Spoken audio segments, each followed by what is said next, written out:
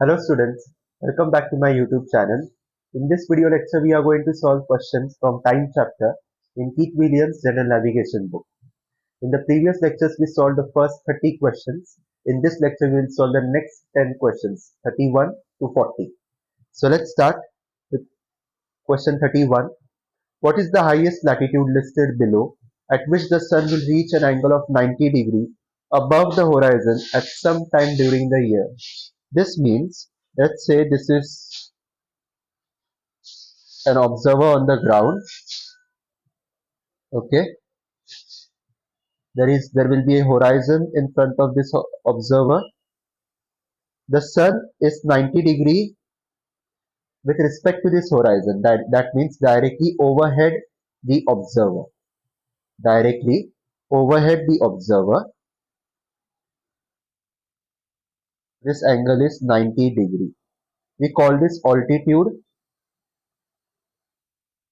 90 degrees. Okay. So the highest latitude at which the sun will be directly overhead the observer will be 23.5 degree north or south latitude. This is your earth. Okay. This is the equator. 0 degree. This is Tropic of Cancer. 23.5 north. This is Tropic of Capricorn. 23.5 south.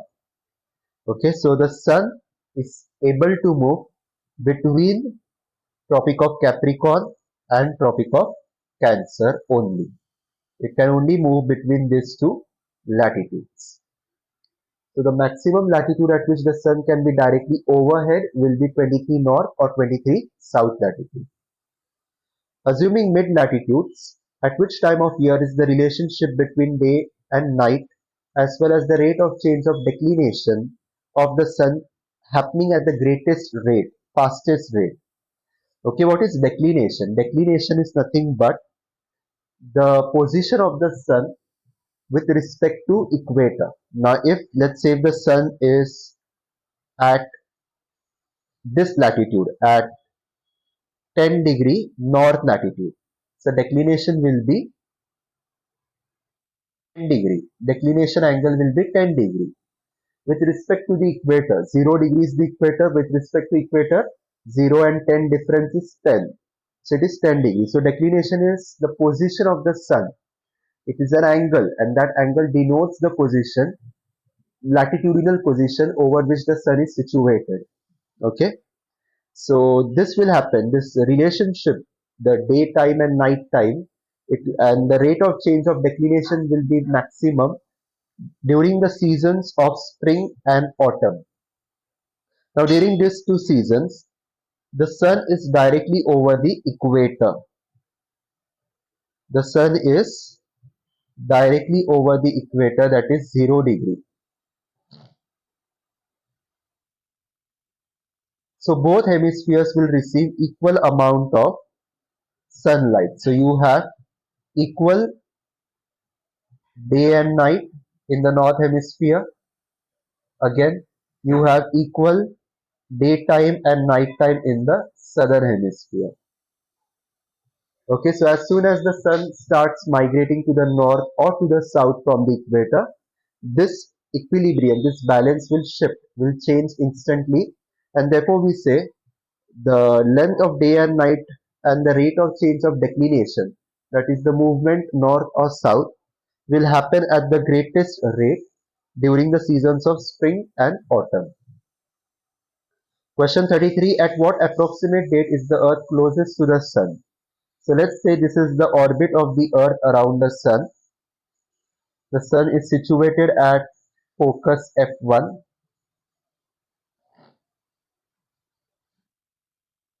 Here is your earth. When the position of the earth when it is closest to the sun is called perihelion, 4th January, and when it is farthest away from the sun, that position is called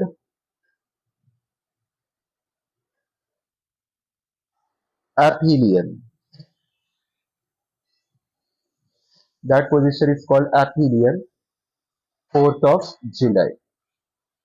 So the correct option is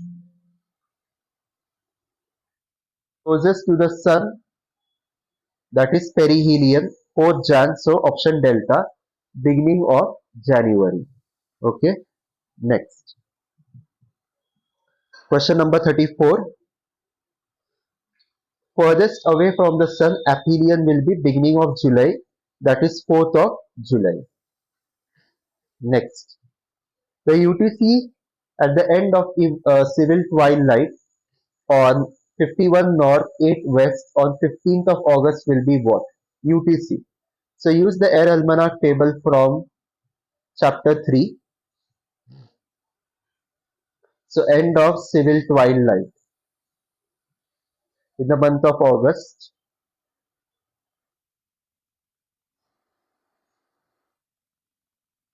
This. So 15th of August, the last column. Okay, 15th of August, the last column. This one.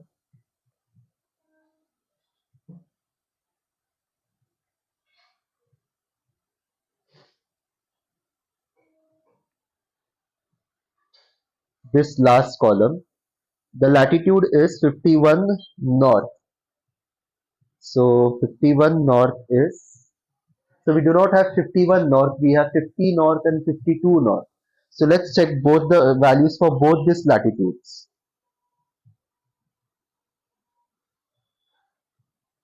So for 51 north, the timing is, correction, for 50 north, the timing is 1955. For 52 north, the timing is 2003. So for 51 north latitude, the end of civil twilight will be between 1955 and 2003. So let's take 1959. So local mean time is 1959. Or L almanac times are in LNT. Now let's convert this into UTC. We have 8 degree west longitude. We have 0 degree prime meridian. Now LMT time at 8 degree west longitude is 1959. So UTC time will be what? UTC time will be LMT time plus D long divided by 15. Right? Because 0 degree meridian is to the east of 8 degree west longitude. The timing here will be ahead of, or will be ahead of the western longitude time. So LMT time is 1959. D long is 8, longitude by 15. So 8 divided by 15 is 32 minutes. So 1959 plus 32 is 20 hours 31 minutes. 20 hours 31 minutes. So UTC time is 20 hours 31 minutes. Next. What is the UTC time of sunrise in Vancouver, Columbia, Canada on 49 north, 123 degree west on 6th of December? So go to the last table.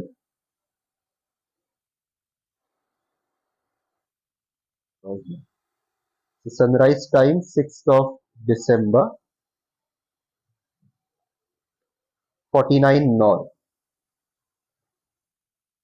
Again, we do not have 49 north latitude, but we do have 50 north latitude and 7th of December. So on 7th December, the sunrise time is 0743 in terms of LMT. So LMT sunrise time is 0743. Now convert this into UTC. So there are two meridians. One is 123 degree 30 minutes west, and the second is 0 degree prime meridian. Now the D long is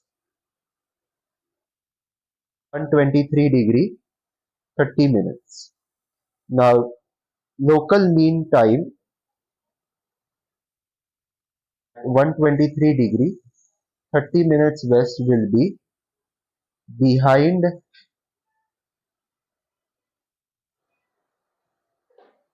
the UTC time because it is to the west of UTC meridian, prime meridian. So UTC will be more than LMT, B long by 15. So LMT is 0743, B long is 123 degree 30 minutes divided by 15 degrees.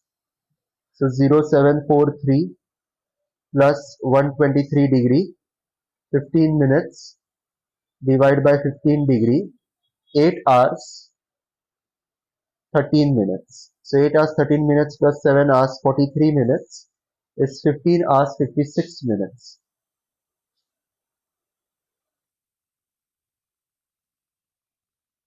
Okay, so correct time is UTC time 15 hours 56 minutes. Next question 37. The ratio of the ellipticity of the earth is 1 by 297. Major axis, that means equator axis, is 6956 kilometer. What is polar axis? Now we do know that due to the compression of the earth, like this, due to the compression of the earth,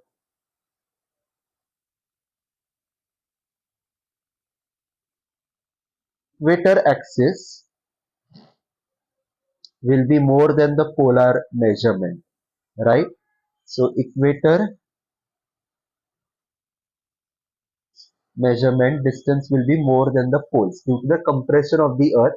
So poles are flat and equator is bulging. Okay. So what is the polar axis? Now polar axis, what is the relationship between polar distance and equatorial distance? 1 by 297. That means polar axis measurement will be less than the equatorial axis, that we know for sure,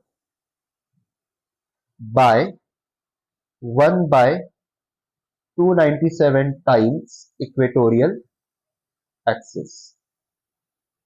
Substitute the values. 6956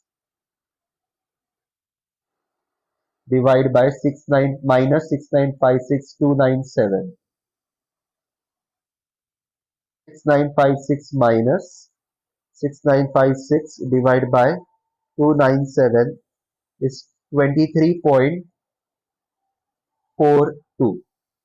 So 6956 minus 23.42 is 6932.6 kilometers.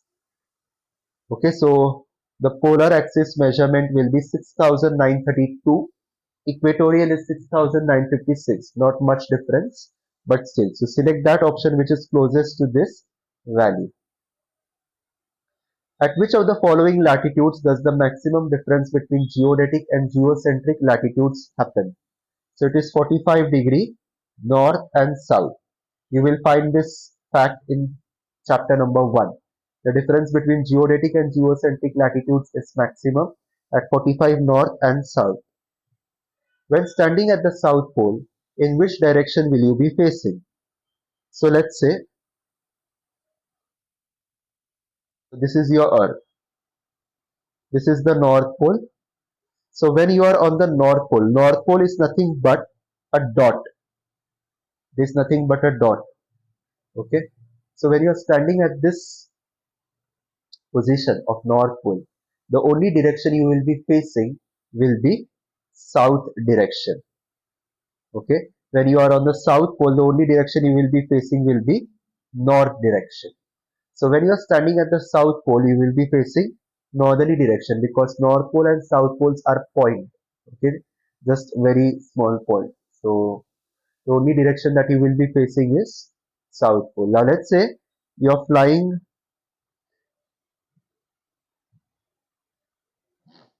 a Rumline track following a northerly direction. Once you cross the North Pole, what will be the direction automatically? It will become south. Similarly, if you are starting from the south pole, if you are starting from the south pole,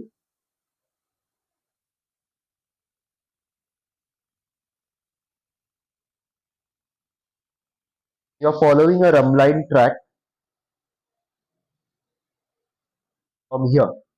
The direction of your flight will be northerly. Once you cross the north pole, the direction of your flight will automatically become southerly. So north pole, if you are standing at the north pole, the direction you will be facing is south. From south pole, it will be north. Question 40. What is the circumference of the Earth? It is 21,600 nautical mile or 40,000 kilometer. Remember these two numbers. So option Charlie is the correct option. This concludes our lecture for now.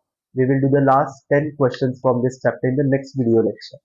Till then, practice all the time questions I have done and solved and uploaded to my YouTube channel. You can find them in different playlists of RK Bali, Oxford General Lab, Keep Millions, etc. All the best. Subscribe to this channel and please share this video with your friends so that it may help them in their preparation as well. All the best.